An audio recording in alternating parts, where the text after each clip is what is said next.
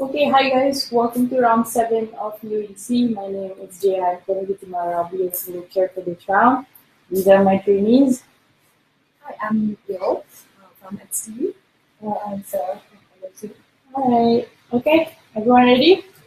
Okay, without further ado, I'd like to invite the Prime Minister to start the debate. Here. Here.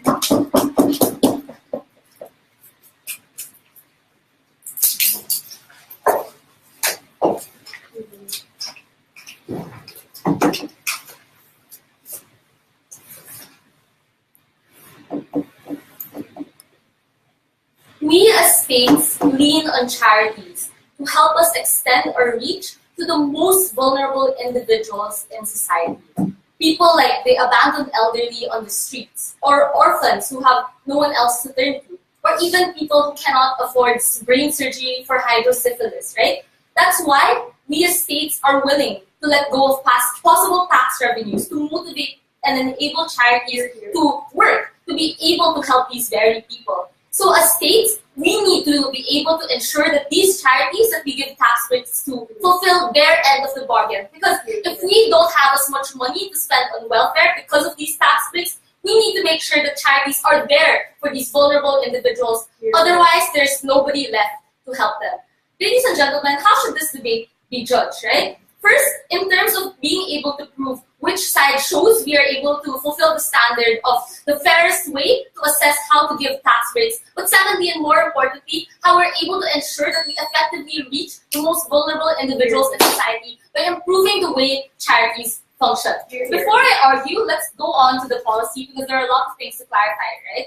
First, obviously, this debate isn't about the absolute amount of money that charities are able to get, right? Because it's unfair to expect smaller charities, for example, to be able to necessarily compete, and hence you effectively also lessen their ability to work well if it's based on purely donations, right? Next, we think that this will be ranked by an external and neutral body like governments and public entities. Next, we also don't think that this list of tax breaks and effectiveness should be released to the public to prevent it from preventing them from wanting to donate to certain charities. Next, we think that the tax break will be proportional, right? Meaning that if you only did 30% of your job, then probably your tax rate will only be 30% and not 100% instead. Next, there will always be a constant review of these charities to make sure that we are constantly able to adjust the level of tax rates we are giving them, right? So in the beginning, if they only fulfill 30%, we won't remove everything, right? And they'll only get 30%, but they still have a chance to get higher tax rates if in the future they are able to prove that they are effective. Last and most importantly, how do we measure this effectiveness? No thank you, right? First, obviously, if charities are proven to not be corrupt, meaning that they're really using the funds to funnel into feeding programs or policies and all of that. Second, it will be based on their ability to fulfill their key performance indicators set by not just themselves, but also set by in conjunction with external bodies like the government or rights reviewers, right? Like if they're able to fulfill like other rights and making sure they're able to fulfill the standards that the state is able, it wants them to be able to do, right? For example, Red Cross should be able to fulfill medical missions in Africa because you recognize that you need to reach 100,000 individuals and treat them. But if the Red Cross was only able to reach 10,000, you should effectively cut their tax breaks then. Before I move on, yes? So, is your tax break going to be something you renew yearly or within a period of 5 years? When does it happen? Yeah, we'll renew these tax breaks every 3 years, right? Because that's enough time to allow these charities to adjust, to be able to change their policies, to be able to make sure they are able to reach people more effectively. We think that this is like a small nitpicky part of the debate. And now let's move on to the arguments, right? The first question we need to answer is, why should we principally attach the idea of the level of effectiveness to the amount of tax breaks we give to these charities, right? The point of tax breaks wasn't just to like willy-nilly give anybody who wants to help tax breaks, right? It was to be able to reward bodies that are able to help the state in terms of fulfilling its responsibilities to their people, right? Because the state wants to incentivize the idea of social responsibility. It wants to be able to motivate these bodies to do so and want them to continue to help. And we think that the standards of tax breaks would be in terms of being able to actually fulfill those goals and not just say you're fulfilling these goals, right? But what is the current problem we face right now? is the idea of irresponsible spending or these donations not even being used effectively, right? Our side will show you why we are able to make sure that these are used effectively. They need to tell us, even in the instance that they aren't actually being used and being translated to actual benefits of feeding people or housing the elderly or allowing people to get surgeries, we're still willing to give them the same amount of tax breaks as everyone else. No thank you, right? So irresponsible spending, what are examples of this? In Kony 2012 in Uganda, even if we got lots of donations because people believed in the cause, right? We didn't see this actually translating to helping anyone. In fact, it was a scam, right? These are things that our policy is able to address, right? We're preventing the idea of us wasting our money or wasting the ability to get tax revenue and giving it to individual bodies that aren't even able to help us in fulfilling the need to address the problems that these people face. No, thank you, I already took a point.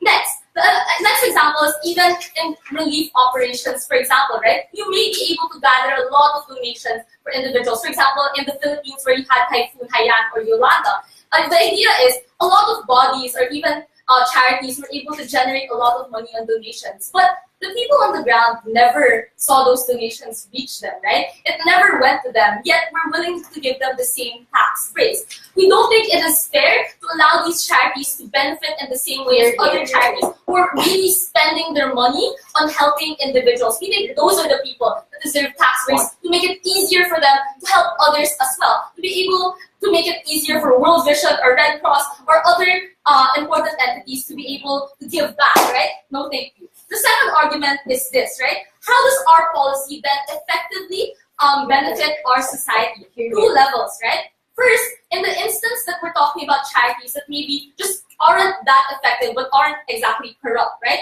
What does it do then? It then improves their ability and incentivizes them to function even more effectively, right? Because now their ability to function, their ability to continue to exist will also rely on their ability to effectively show the government that they are able to reach those 100,000 Africans who need that medical treatment, right? Rather than just saying that they have the money and they reach some people anyway, right? We force them to be more accountable and we force them to show that they are responsible and fulfilling their ends of the bargain. But in the worst case, even in more corrupt charities, one, the state is then able to send a strong message that we don't think you deserve the same type of benefit and type of privilege then. But more importantly, it means the state is then able to reallocate these funds to the better charities who actually are able to help our society. Hence, the state is effectively not wasting its money, and we think on our side, it is much better that we are able to not just fulfill the idea of the standards of tax breaks, but we are able to make sure we are helping the people who are most vulnerable, and we don't leave them without a state who has no money to help them, and with charities that aren't even reaching out to them at all. Thank you. Thank you very much, Lidova.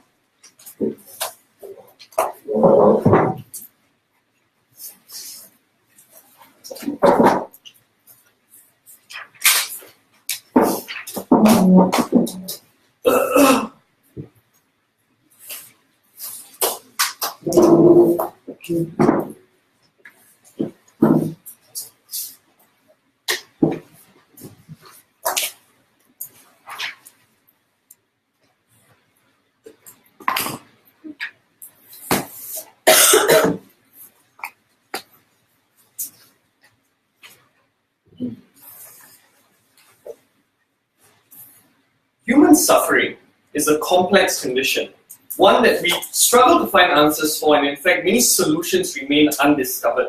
In this reality, the pursuit of charitable causes should be as broad as possible, and governments don't have the right to dictate how people should use their money when they pursue these causes. Based on this, how will we recognize charitable organizations? In 3 ways. Number one, any organization that wants to pursue a charitable cause can register as a charity independent of their ability to generate an immediate outcome or, according to the Prime Minister, meet a certain KPI.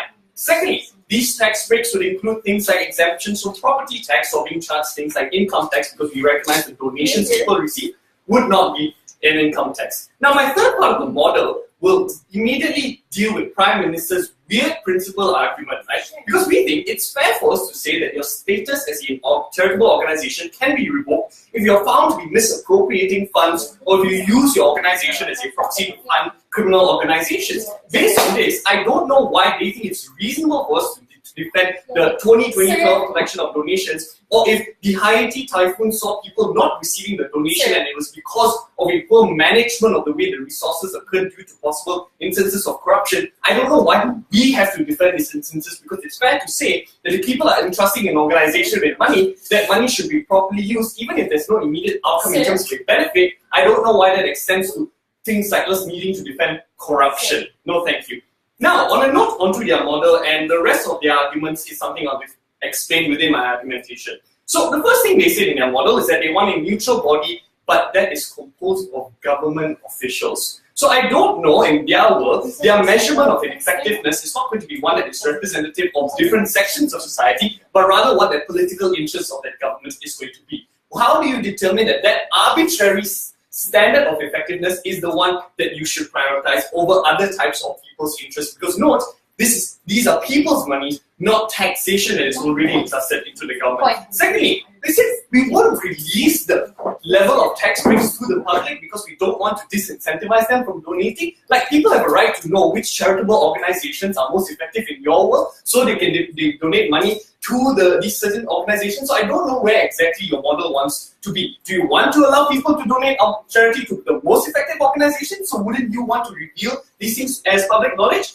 But thirdly, they say like, oh, your KPI should be based on if you only done 30% of things, you only get 30% of tax breaks. Their example here is Red Cross. But no, if Red Cross has a burden to reach out to 100,000 people over a period of 3 years, how do you accommodate things like the fact that they are oftentimes entering conflict areas or zones that are predisposed to circumstances that are beyond the control of these charitable organizations? Why is it the responsibility of these charitable organizations to be able to deal with these situations in order to meet their KPI? In fact, I think if they have to deal with these external conditions, you won't have as much money to engage with these things. Now, in my speech, I'm going to prove to you why. Firstly, effectiveness should not be a prerequisite to tax breaks, and secondly, why we have better charities in our world. Go ahead, Nina. But it's not just about corrupt charities, but there are existing charities that are just structurally ineffective because they don't have the political capital, for example, or they don't have the structures to be able to enact their policies. Why do they still deserve the same level of appreciation from the government? So I think you need to be very clear on what you mean by ineffective structures or not having the political capital, because I think it's fair to say if you're an organization that's taken on the cause and you've taken donations from people, you would be able to focus on the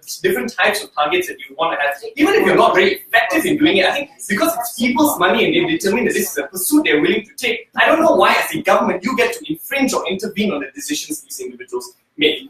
So moving into the first argument, there are three reasons for this. Reason number one is that their world creates a hierarchy on suffering. Because note that charities in their world will focus on immediate outcomes. So possibly the organization that is able to provide vaccines to individuals so that you immediately have the return of insulating people is going to be prioritized over possible things like soup kitchens, because soup kitchens have to constantly use funds to feed people but don't structurally change the way people access food or have things like welfare. So in their world, what they're likely to do is preference one form of suffering over another group of suffering of people. They need to justify why that is a trade-off they are willing to make. We don't know why that is a fair thing to put an arbitrary value of people's suffering. Secondly, charities become short-sighted because note in their world, the pursuit to maintaining your KPI means your focus will be on immediate outcomes. So if you have research on degenerative diseases that are unlikely to produce outcomes over the next period of 10 years, these are these are causes that are not likely to be adopted by charitable organizations. So as a result, the government in your world that is stifled out of funds loses the ability to access important research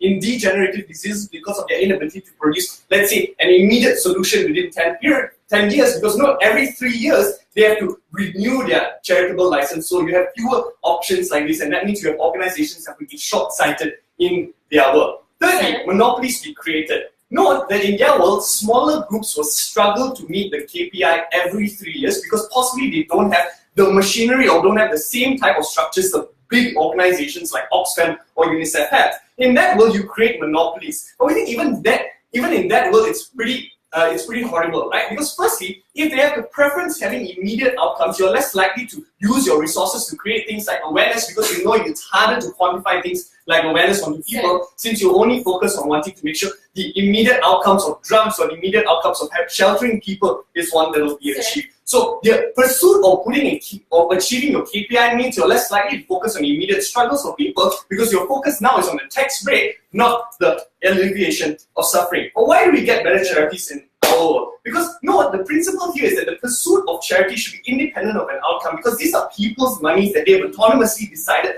on how to use. The distinction we give to governments is that because they have an ability to collect taxation, that is their only responsibility of dictating how money should be used. They need to justify why this principle needs to extend also to people's autonomous use of money. Because we say in our world, your ability to address unique forms of suffering like gender dysmorphia or moving into rural villages where the immediate ability to have a substantial outcome is something that is unlikely to happen in their world, but on our side, at least people get to address things like this and able to enter to rural areas, because even though the benefit is small, because they're able to address issues like this or address a small section of society, that is an immediate benefit that we get to maintain on our side. But thirdly, we think things like awareness are more likely to be protected, because that given that awareness is a hard thing to quantify in their world, a lot of people will neglect these things. But the reason why awareness is particularly important, I think it's more important than the immediate outcome of getting a solution, is because people need to be informed of the type of causes that are necessarily available around them, so that they can mobilize themselves to be able to achieve and generate causes into these things. We think these are important things that government lose out in their world, and as a result of which, you make the possibility of dealing with suffering harder. Thank you very much. I'd like to invite you again, but before that, I'd just like to remind the teams to refrain from audible noises, it's distracting, so small room. All right.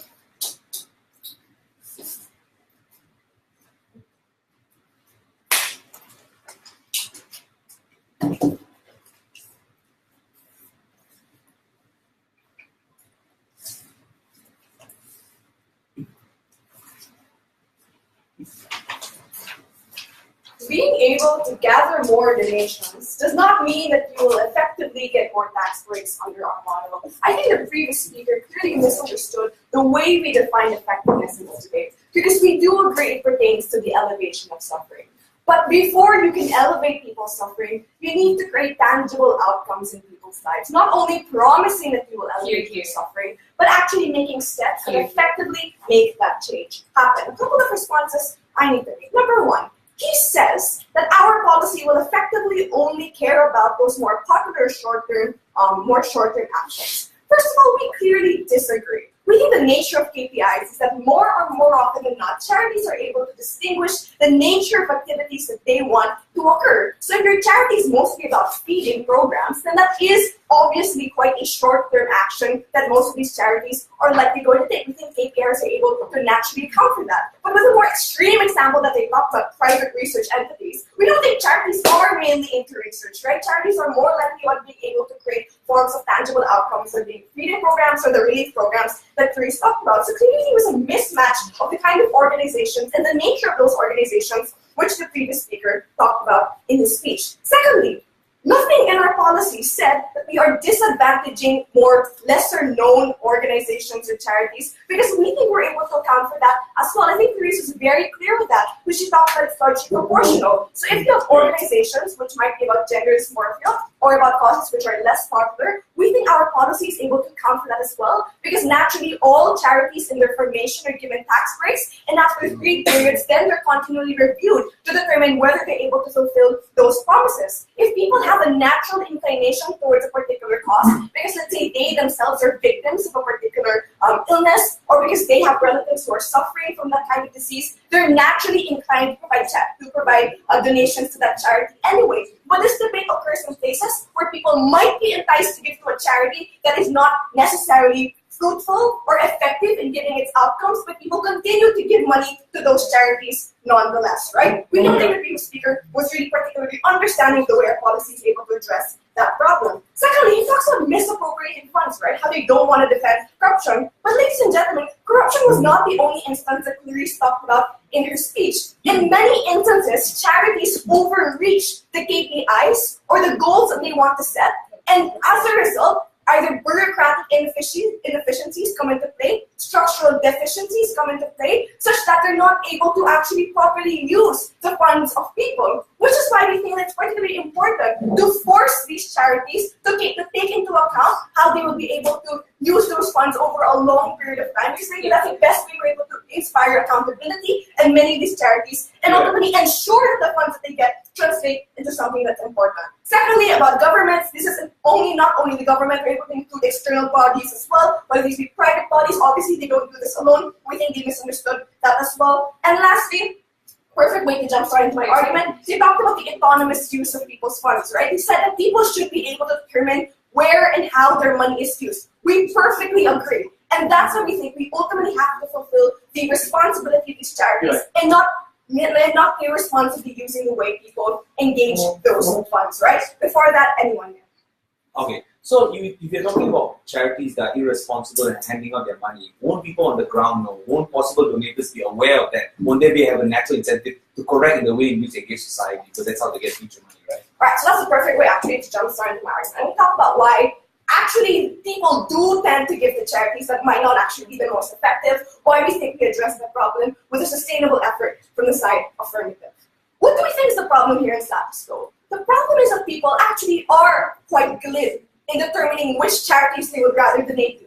We're not only talking about like Stop Tony, right? Other extreme examples in our Senate House. We're also talking about charities that tend to use mainly shock, grotesque images, violent images to get people to donate, and that's largely how they determine how much funds they're going to get from donations, right? These are the images of people dying on the streets, disabled bodies, and largely these are the images which in the short run get people to donate more, because those are the images that really are so visceral and tend to make people donate more likely. First of all, we don't think it's likely to be effective, because more often than not, this results in a form of fatigue that stops people from wanting to donate, or ultimately even stops the charities themselves from being able to identify the most sustainable solutions, since they themselves don't look at how they can empower communities, but instead, how can we get more people to donate? Ultimately, that's the priority that many charities have. Where can we get the most funds instead of where can we better improve the lives of people? There's a misfocus of the way charities are identifying what their goals should be. Why then does our policy address this? We think our policy addresses this because firstly, it forces charities to reconsider their marketing strategies on a continual basis because their tax breaks are contingent on the felt impact of their actions. We think ultimately, if your tax break is contingent on being able to translate to policies that work, it's unlikely for you to keep using shock tactics since those are likely to result in fatigue or in the form of loss of attention and care for many of these charities. Secondly, we also think the only way you can address that is with our policy, because without a policy that forces these charities to continually review their strategies, it's more likely than not that charities will keep using the strategies that they use in status quo. It's only about what's likely to be more remembered. In fact, it's more likely to be about what's more popular under their side of the house, because these are the strategies that get more money. These are the strategies that make people donate more, but not considering what are the strategies that are more likely to be effective in the long run, or which charities really do deserve more money at the end of the day. We think ultimately, without a policy that makes charities reconsider their structures, it's more likely for you to have charities that are willy-nilly about the way they appropriate those funds, and more ultimately not paying enough attention to the strategies they use to get people to donate. How then do we conclude this argument? We conclude it on two fronts. Firstly, tax breaks are not a privilege, ladies and gentlemen. We give tax breaks because ultimately they are able to provide a service that the state either cannot provide, or because it's a unique service which the institution can give. Same way we give tax breaks to the church. By this token, we can only give charities proportional tax breaks if they are fulfilling the duties which the state has assigned to them. And in the instance where they are not able to elevate people's suffering because it does not actually translate the policy that uplifts people's life, we think they no longer deserve that particular tax breaks. They've reneged on their end of the bargain. But secondly, it also forces them to reconsider strategies that are actually more sustainable and ultimately more dignified in the way they treat the lives of the people who are the most vulnerable. So clearly, we think we win this debate. We stand to propose 6. Thank you. Thank you very much. Diallo?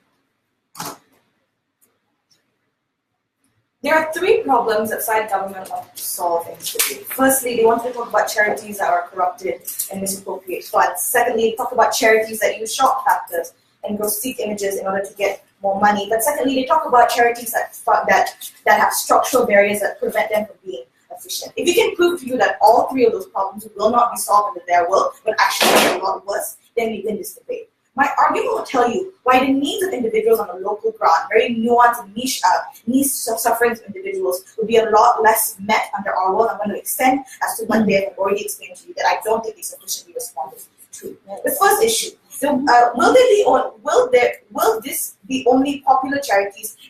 Will only popular charities survive? Because the biggest claim was that they just need to fulfill their KPIs, and therefore their KPIs can be unique to their own specialization. The first thing is that there are just some KPIs that are harder to fulfill than others. Like, it's easy to feed a net number of people, but it's very hard to quantify the amount of awareness of breast cancer that you have raised, or the tangible benefits of research into gender dysmorphia, or very hard diseases to face. Take a seat. These are the least popular charities because people support it less. The reason why they support it less is because either A, it only affects a handful of people and thus a lot of other people don't feel the direct benefit of it, but it's very hard to see the tangible and practical benefits of the increased amount of awareness and increased amount of research. These are the things where the moment that you say that you want to set this in your KPI, it is harder for you to evaluate whether or not you actually reach this KPI as compared to a charity that has a greater ability to tangibly show that I have reached my goals, reached goals in a number of people to feed in that area. So I think that's in those instances, that's when KPIs of these charities would be a lot harder to be met as compared to others. But the second thing I would say is that they also said that KPIs would be decided by a government body or some body of officials or whatever. So what is the metrics of how governments view? I think more likely than not, governments are more likely to want to prioritize more very, very tangible or very realistic benefits that they can see because they want to be able to show and tell people that I am supporting my country and these are the benefits here. Therefore, they're more likely to retract from things that are more vague in nature when it comes to their benefits. But the last issue to this is this idea about 3 issues. I think this is weird. Their policy about having 3 years. Like, there are just some charities that span over 3 years. For a good example of this, actually, breast cancer awareness. That they took 2 years to raise awareness of this. Only then were they able to get the lobbying power in order for them to get free pap smears and free medical evaluations. I think as a result of it, it's very unfair for them to say that all charities would be okay. It'll be fine. Small charities will survive. I don't think it's true, given that KPIs are hard to be met. Then another thing they want to talk about are charities that use gross images. Take a seat, I'll take you later. Now, the first thing is, I don't know why the hell this is part of the debate. If you are against gross images and shock factors, then I guess you can just ban, that would be the debate of banning shock factors and gross images. But look, I think scam charities that use gross images do not have an incentive to get a tax break, but rather have an incentive to get the largest amount of money. Yeah. In this point, they're more likely to want to use gross images in order to get the most amount of money and then pay off the tax break, but they still get that profit from it. So I don't think that problem will be met. But let's use their logic on this. If you force them to fulfill a KPI in order for them to get a tax break, then I think they're more likely to use shock factors and gross images in order for them to raise a large amount of money in order to fulfill those KPIs. They won't have that comfort, they have that urgency of 3 years, and that's when they're more likely to use these cheap shots in order to get the most money. The minimum expectation of a charity is to fulfill its own promises, which is measured by KPIs. So why do you deserve a tax break if you aren't able to do those basic things? This government policy is so soft. If the measures are so low, then that means that under our world, they would already fulfill these things already. They have to define a world where these KPIs, there is some struggle in order to fulfill these things, in order to get the large amount of benefits that they said. But if they put the standards so low, then what kind of benefits are you actually talking about? And how is it any different from their world? I think the government should be a lot less soft. My argument, why the smaller local charities will die down? I think firstly, what's important is that I think we managed to prove that only big or established charities or charities that have the ability to garner enough money or can show tangible benefits of their cause would be able to survive. But I think the smaller local charities will die down. I think they've already proved this to you. But why are smaller local charities more important? Firstly, I think each area has a very unique set of suffering and problems that they face. And these situations often happen even within states. A really good example of this is my own home state, Miri. One of the most Popular charities are charities that allow people to build roads in order for them to reach their longhouses when they want to go back for Gawai. But this is a problem that is not faced in Kuching, for example, where they want to develop or they want to prioritize urban development. Note that these charities affect a handful of people who uniquely face these problems. But it takes firstly, yeah, it only affects a handful of people. But secondly, it takes long periods of time to create. Why? For smaller charities, it's harder for you to gain enough resources in a short period of time. Often donation drives have to last over more than a year or 2 years in order to give the benefits that you want to see. But secondly, there's a lot less manpower in these charities. The fact that you're in a small region means that you have less volunteers to pressure governments to support your cause, or you have less volunteers to do the actual manual work that your charity would want to have. I think while it's very difficult, I think this difficulty is necessary because there are very little amount of other organizations that has the capacity or incentive to enter these areas and cater towards these very niche problems. And these are problems that are possibly more important than other known problems because it is the smallest regions that have the least access to charities or government investment in order to have their needs met. I think there are two scenarios here. I think firstly, big charities will not choose to enter these areas, possibly because it's not part of their manifesto, or because they're specialized in a certain thing and they're not particularly specialized in that niche problem. But I think what is more likely to happen is that charities, even if they wanted to enter these areas, cannot replace the role of smaller charities. Why? I think firstly, an important part of local communities and the charities there means that a localized image of charities means that citizens are more likely to trust you in order to carry out your job. Often, in local communities, it is easier for citizens in need to reach out to a charity when there's a familiar face, when it's also made by local citizens, because you're more likely to trust that. But secondly, local charities know that the local charities and charities made by local people know the unique structure and culture of that community. For things like how people react to free aid. Like some cultures do not like to get cash benefits and all those things because of things in their culture, or like areas that are most important, or things like the education of these individuals to see whether or not they would use these cash handouts. I think all these things prove that local charities are irreplaceable and they need to be able to exist. But in a world in which you give them that urgency to fulfill in 3 years, that's when they have less incentives to want to open up, and therefore you harm these niche sufferings.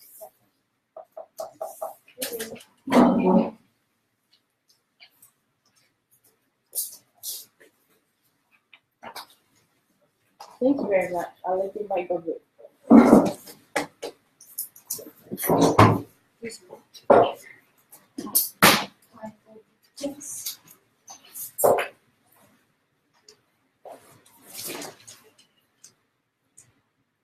Just 1 second.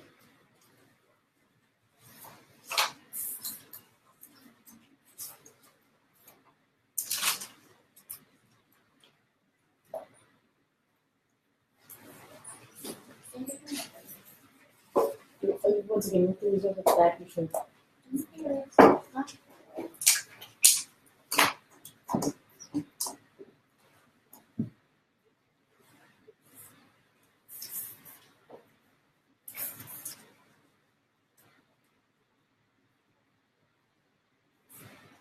All right. We always have to remember that a debate like this operates through the lens of a state. So the team that has to win this round is the team that proven to you what the state objectives are and what team's policy best achieves those state objectives. Their strategy in opposition is to neglect an existence of a problem. They don't want to agree that state funds are limited and therefore we have to make certain sacrifices. They don't want to believe that certain charities do malpractices and cannot be tackled through merely revoking their license because perhaps they find ways to be able to skirt that burden or not reach that level of no reasonable doubt for them to be accused of those certain things. The debate operates in a gray area. So that's why we need to make an assessment of the likelihoods that the team is going to be able to achieve the goals that they have, but more importantly, the principle as to what tax breaks are for and where we best achieve those things. To be able to jumpstart into these things, I have 3 clarifications. The first clarification is that, notice, the debate isn't just about the pragmatic. It also talks about the principle of what tax breaks are for. Up until now, we haven't seen any sufficient discussion as to why ultimately the government should just give anyone who has a tax license, charity license, tax breaks, even if they aren't aligned with state goals, even if the goals of the state are completely tangential from what these charities end up wanting. The second clarification is to talk about the pragmatic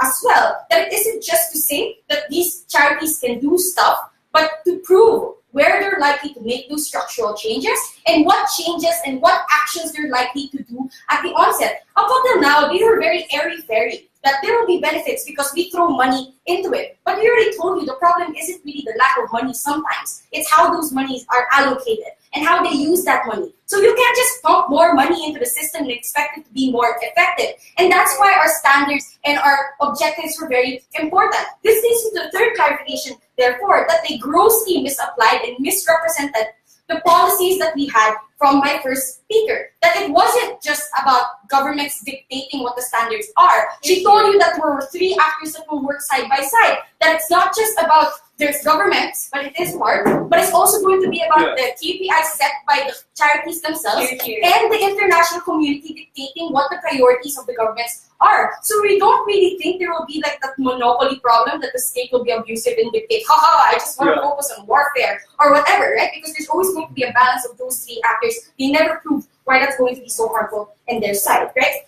Two issues. First is in terms of fairness. I'm going to address this in two levels. The first would be their attack on the hierarchy of suffrage, that somehow it's not fair because you prioritize more charities in comparison to others. Four responses to this. One, they don't think this was showed properly, especially since the ranking won't be released to the public and they will most likely just know about the effectivity of this charity but not its effectivity in relation to other charities. Then we don't really see why a hierarchy will exist, especially since some charities can still be effective even if they aren't, for example, like about soup kitchens, right? Because it's not true. This is a direct response to the DLO when she said that we can't measure awareness. We can.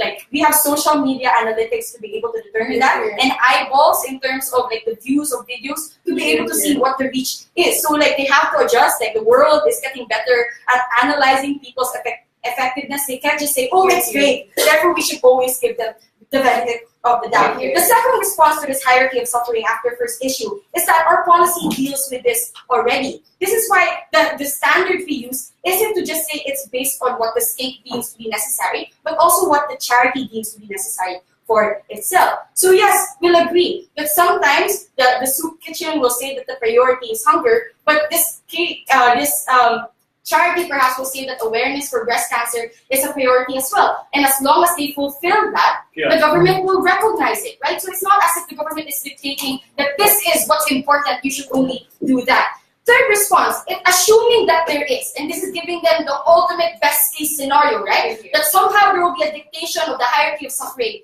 Why is that so bad?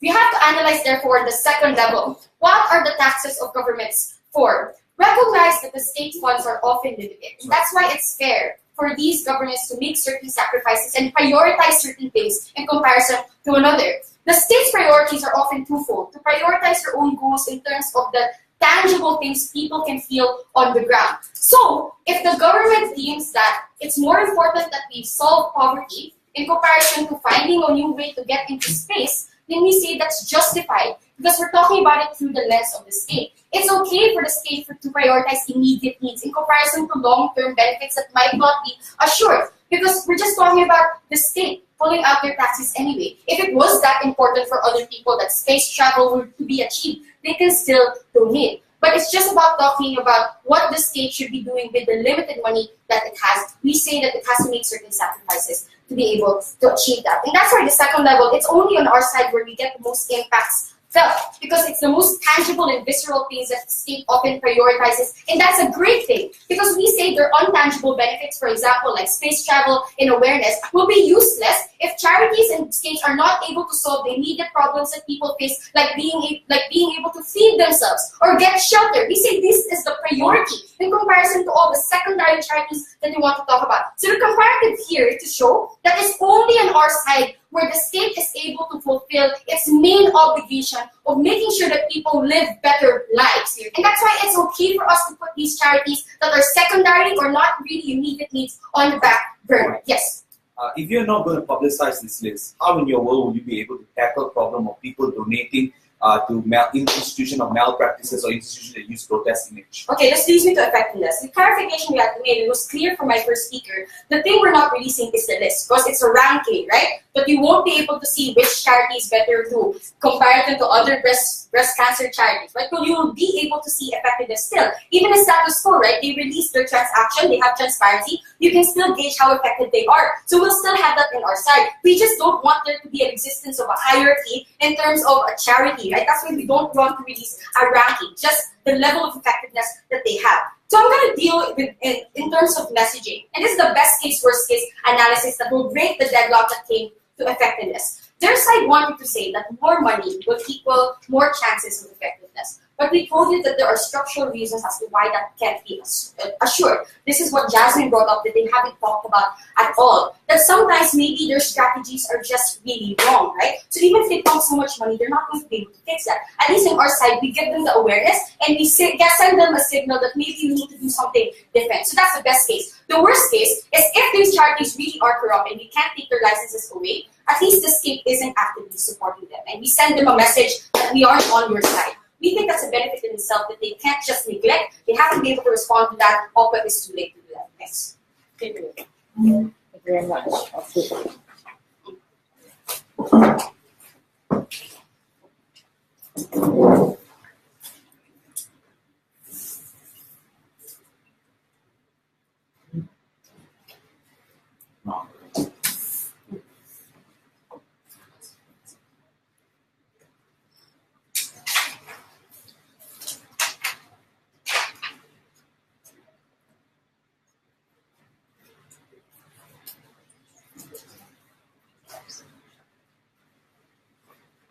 Unfortunately for the government bench, while they explain that states have an obligation to help its people, they were unable to tell why tax breaks, which essentially comes from the people, is not the most representative or the most inclusive form. Guys, I need to stop. Can I? Recent debate structure have forced me to do this. I have ADD. If you guys stop, I can't talk. Right? This includes for you guys as well. Can I start again? Unfortunately for the government bench, while they were able to argue that these charity organizations are extensions of the state and they carry out state objective, I'm unsure as to why some cost gets alleviated over the other. Because principally, tax breaks, which comes from the people, must be representative or the most representative or inclusive. That's what we argue on the government, opposition side. The government side is shortchanging or choking or making some things more exclusive than the other. In this debate, what would I do? The first question I'll answer is this whole clarification of who these organizations are, and secondly, the principal discussion on whether or not it's in line with state obligation. I think the more contentious issues in this debate is the second one. In which world will do more good to the vulnerable people that depend on this charity? The first thing that we heard from the government, the first issue is who these organizations are. The first thing that Gov said was that this debate is about corrupt or scam charities. We already told you that that's literally what the Prime Minister said. Status quo already deals with many of these mechanisms. The Deputy Prime Minister then argued that no, this debate is not about corrupt or scam charities, it's about if people who eventually will become corrupt. We tell you on opposition, this was evident through my POI, is that if they are corrupt, their operations will become evident and their corruption will become evident. So whether this can be seen into whether or not the problem is solved on the ground, whether or not you're responding to the disaster that you promised to solve, whether or not money is going to Gaza where you promised to do this. Charities who are dependent on continuous donation therefore have a natural incentive to make sure they are somewhat efficient because they need to depend on charity in order to operate for the longest time. Therefore, we think that the nature of charity and the operation means that they are able to regulate all these inefficiency problems, therefore, along those lines. But the second thing they argued was this shock factor argument. They say that a lot of individuals fall victim to media tactics or PR images. But we already told you, for these individuals, they care more about the money they can make in the short term, not about the tax breaks. But secondly, in a world where you don't publicize this list, right? Coupled with the fact that individual might still donate. So you think the wrongful decision that people make on the ground in terms of donating those money will still continue in your world and will still not be corrected. Plus, coupled with the fact of the immediate short-term 3 years KPI that I'm trying to talk about, individuals or many other charities will be forced to use this grotesque imagery in order to appeal to other individuals. What is the harm then? We think, first of all, if you argue that grotesque imageries affect people's rational decision, it will happen more under your side and it will not be calculated. But secondly, we think then causes that do not have a grotesque image will then already be harmed. And I don't need to explain this. This includes many infrastructure concerns that Katrina talked about, and there are many different concerns. But then the next thing that you're able to talk, and this was a reasonable concern. In the POI from the Prime Minister, she said that if you're a charity, you must be at least be effective in what you do. That's fair. But the problem with effectiveness is that some causes are slower, some causes take shorter time, some causes are longer, some causes are a lot more riskier. Some are arguably even bad choices, like soup kitchens. Many political scientists argue that giving food for people encourages people to remain within those structures, and you should not do it. In fact, you should use that money in order to make infrastructure changes or whatever. Therefore, there is already a contention in what is arguably good or arguably bad. But in fact, in addition to that, you would argue that there's something that is just contextually ineffective. Like Katrina told you, the infrastructure problem in places like Miri is a bigger concern than any fringe disease that does not affect these individuals. So therefore, effectiveness therefore must be decided by the people on the ground. Hence why, that's why Dave's principal argumentation, why tax breaks must be most representative of causes, because causes affect people in different way and different form, must be protected. This is in line with state principle in how these organizations operate. But before I move on to the second issue, I'll take the Prime Minister. Sir, but your charities do set their own KPIs. You tell the government, I exist in order to help maybe that state within Malaysia, right? So they just have to fulfill their very own standards. Why is that something they can't do on your side? Nice. This leads nicely to my second issue. In which world would you do more good to the vulnerable? We heard a lot of things on the government bench that went unresponded. So first of all, we told you there will be a whole host of causes that will not get any attention. What does this mean? We argue that at the worst case, even something that are not tangible can be quite meaningful. They've argued that this includes things like awareness, which means that a lot of individuals or lobby groups or individuals will be able to do this. The reason why this problem will be quite pertinent is because this debate is not only about tax break, but also about ranking. Therefore, in a debate about researching about HIV versus a charity group that creates awareness about HIV, I'm pretty sure those scientist group will rank the individuals who do research a lot more than this. This is why this is a problem, because the problem becomes even more complicated if you have to compare and rank different types of suffering in the same list as well. And that's why we think that there will be a priority, and that priority is unjust, because people are victims and their suffering is more important for them. And you need to explore as many options as possible. But the second thing they say is that, the second thing we argue is that individuals will be forced to structure the operation that will be detrimental to their own cost. This is why we're talking about long-term research, and we call it very long time. Guys, keep it down, please. So this is a harm, because if your KPI is going to be reviewed on 3 years, then there's a possibility your entire research might be shut down or might not be able to receive the tax rate that is necessarily important for you to continue its operation. This is fair. But the last thing in response to the POI is that some individuals just set unreasonable KPI for themselves. We don't care. The principal argumentation already came out in Dave when he argued that the mere existence of them doing some good is better, is good.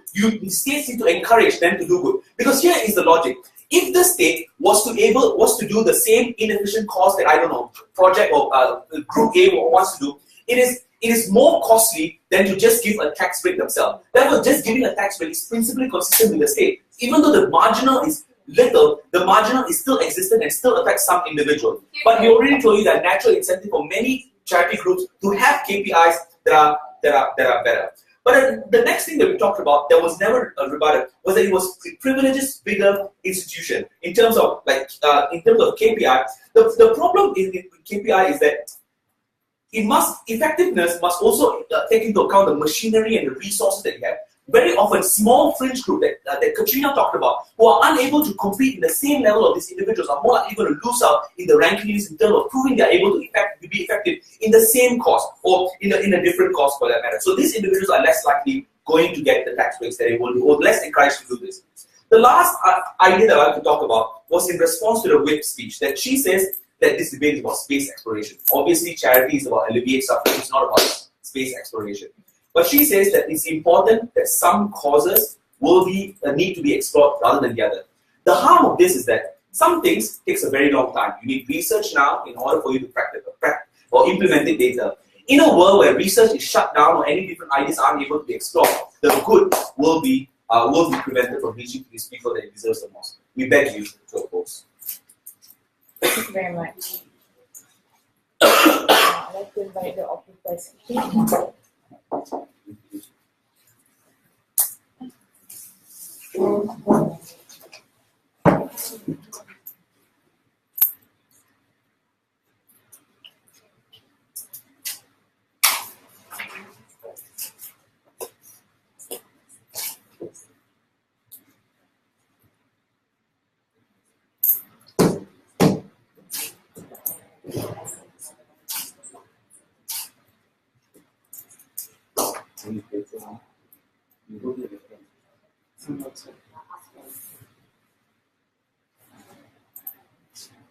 Three discussions in my reply speech. Firstly, on the principle in this debate.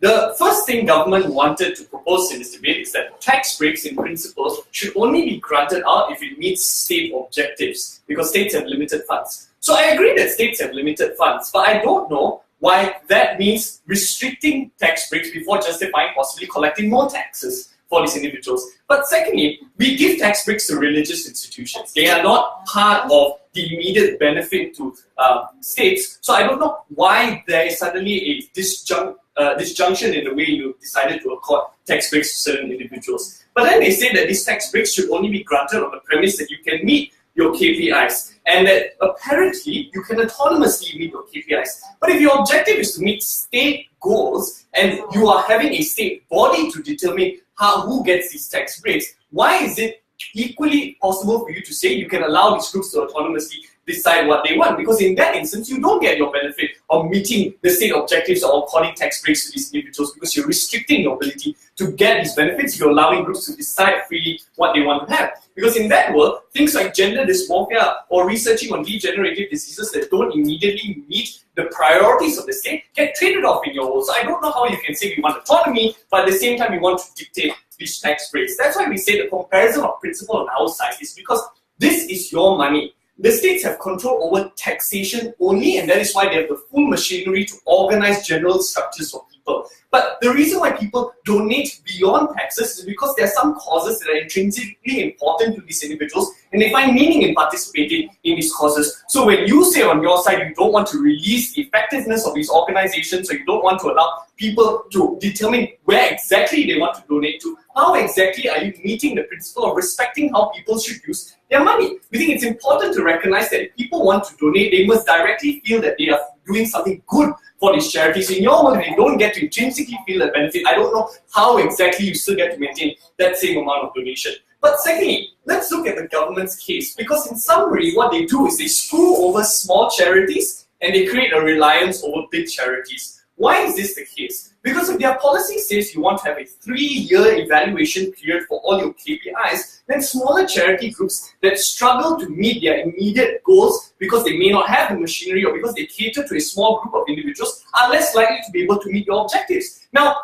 even if you want to say we can be proportional and representative to these individuals, then that betrays your initial principle of wanting to accord tax breaks so you can get immediate benefits for the governments, because these small groups don't substantially help the government because they're only catering to smaller groups of individuals. So in that instance, these are groups that don't warrant getting these tax breaks, so how exactly will you allocate those same benefits? But then now, because you shift the pressure onto big to big charity groups, I think it's more likely in your world they will do things like pay officials, use corrupt methods so that they can increasingly speed up the process of gaining benefits for these individuals because they want to meet your 3-year KPI. They're more likely to use grotesque images so that they can get increased amounts of donations for these groups, so you don't achieve the benefits of reducing corruption or reducing the use of these grotesque images, because you put the pressure on these groups to immediately meet their benefits as compared to taking long periods of time to possibly generating awareness or creating research. So you cannot exactly say you also have awareness and research, because you're likely to trade these things off in order to meet the immediate priorities of the state. That's why the comparison to our case is that smaller charity groups get to dictate who they want to cater to, even if it's in the most isolated of areas, because they're not tied to the mandate or to the objective of the state. They're only tied to the objective what people want to have. So if you want to take a long period of time to research or create certain types of outcomes, these are things that are more protected on our side as compared to your side, because we don't face the immediate pressure of having to meet a certain KPI or to meet the objective of these individuals, because the debate may not largely affect big charity groups, but it affects smaller charity groups that in our world are important because it reaches niche areas. It also ties to people's sufferings that may be neglected in your work. They fail to respond to these things. I don't know why they're doing this debate. Thanks. That was like.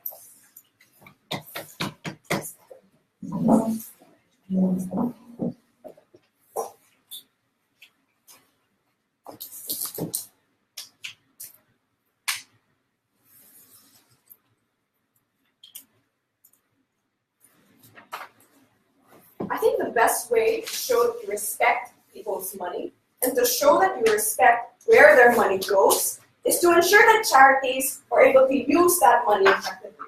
And I think it's a main principle that was really largely ignored by the case of opposition, and they wanted to resort to many fringe harms as the main strategy of their attack.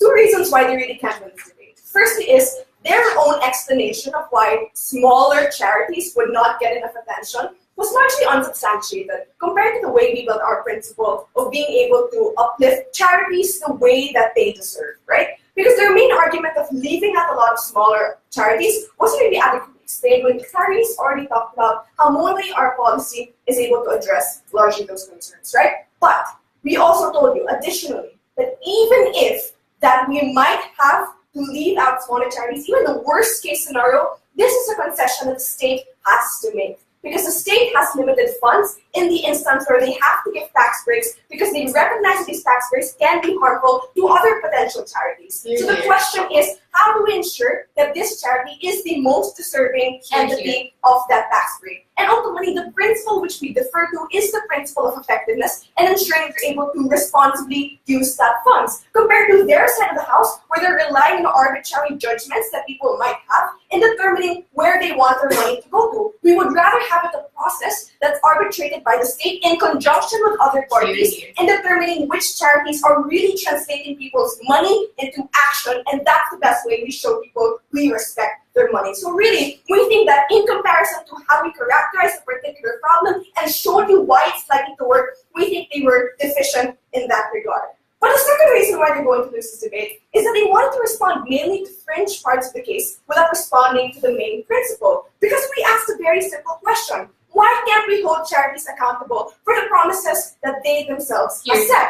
They wanted to have fringe attacks on the idea of KPIs. We said, what if we have short-term interest, right? First and foremost, I told you how charities, firstly, might have already short-term projects which are accounted for by your KPIs, right? So the priorities to give you feeding programs, by the way, you can give like a new analysis of partner speech about that, or other programs which tend to be short-term, we think you can naturally account for that anyway. But the question then becomes, in the instance where charities are more likely than not irresponsible in how they determine where that money goes to, how can we probably regulate the actions of those charities? And we think the best way we're able to do that is through our policy. Sure, we agree. The trade-off might be that there are some charities which lose out because for some unforeseen circumstance, they might not be able to fully reach their KPIs. We conceded. But the purpose of the policy is to have a continual review in which your charities are able to review their processes, adjust when necessary, and ultimately receive a proportional tax break that they deserve. It isn't true what the reply speaker said. It's not betraying our principle, because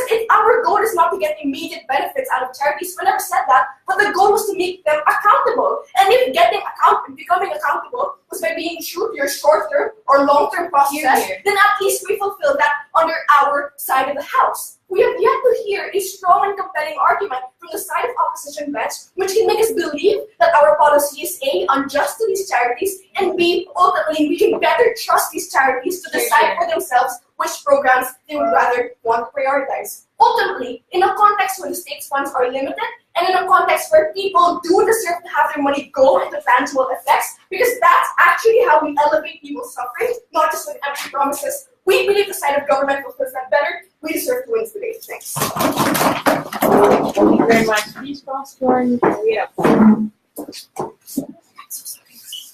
No worries.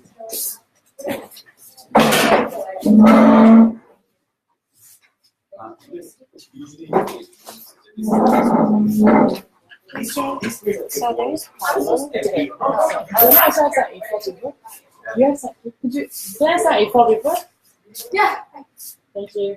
Thank you so much. Okay.